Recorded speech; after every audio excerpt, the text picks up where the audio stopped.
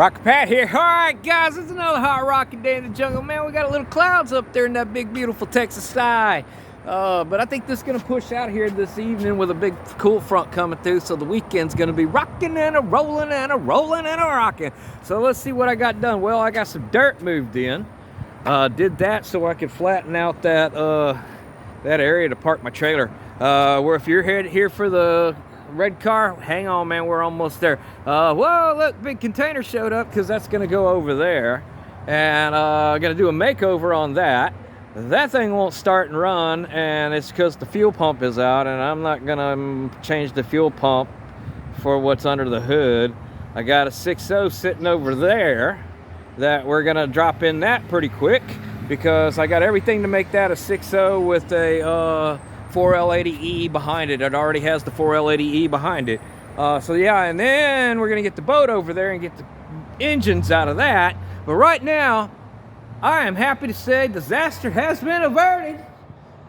Man, 2 weeks ago when I did the last video of it and I showed y'all the fit up of the piece that I'm putting in here, the frame rail that I had to build, I thought, okay, well, I didn't take the other side apart, and the reason why I didn't take the other side apart was because I wanted to be able to mount the bumper back so that I could use the brackets to align the two holes that go through the frame. Let me show you those.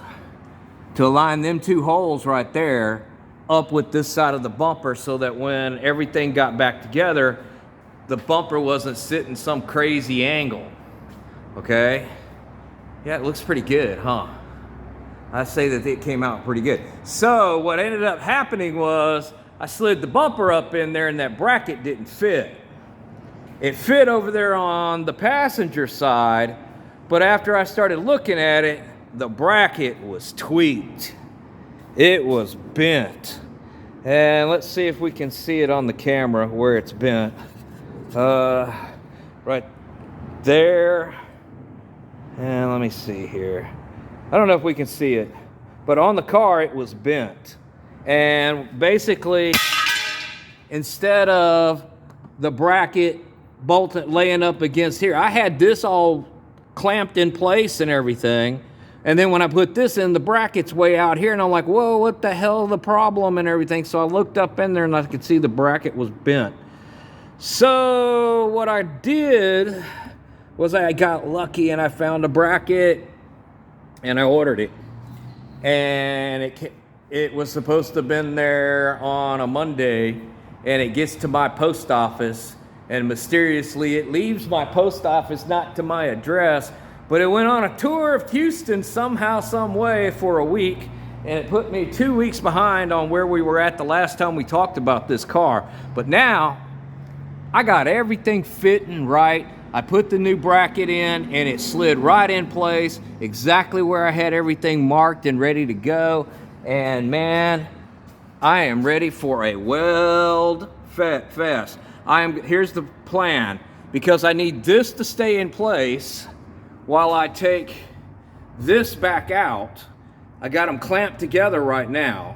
I need to take these back out because I plan on welding on the inside of this as well as on the outside. But I'm going to start with on this side over here. First weld is going to be that one right there, and then we'll catch this one, and then we're going to come over here and hit these three spots right here, and that'll lock this piece into place. Then I'll take, once these are this other side's done, I will take the clamp and move it over here so I can hit these two spots, and then we're going to weld on this side, we're going to weld on this side, this tab's going to fold over and weld, and then I'm still going to put another plate possibly to go over all of it, you know, just in case. I don't really think it's going to be that big of a deal, but you know, we're not really putting massive horsepower to it. But I am very pleased with how well everything is fit. This right here is already cut and butted. If you look real closely, I got that pretty tight right there. And I got that tight because I finally replaced a tool that was a piece of crap with one that actually works. And for years, I tried using, well, I don't even know where I put that piece of crap. I tried using an air saw like this from Harbor Freight, and it just never worked. And I went back and I bought another one, and it was a better deal, and it actually works, and I'm super happy with that tool. Yes, sir. Yes, sir. I like that little saw. All right, guys. Well, that's about all I got. I'm about to get in here and get rocking and a rolling and a rolling and a rocking. And the next time you see this car, this side will be done. And then I get to go over there and figure out what I'm going to do on that side. But I at least know this time the bumper brackets are straight. All right, guys. Y'all keep rocking and a rolling and a rolling and a rocking. And as always, I got some more grinding it down to do.